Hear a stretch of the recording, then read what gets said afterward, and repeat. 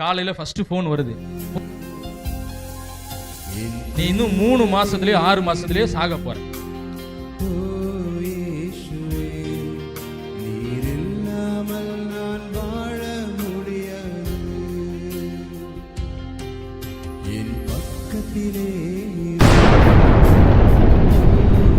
ஆண்டோடைய பிள்ளைகள் இது செய்யக்கூடாது, அவங்களுக்கு தெரியல.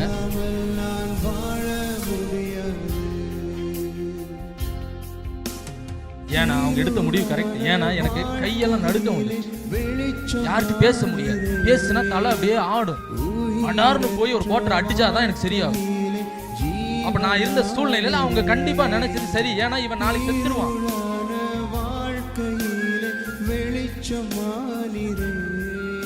அப்ப நான் செத்துருவேன்னு நினைச்சாங்க. இருளான வாழ்க்கையிலே வெளிச்சமானிரே.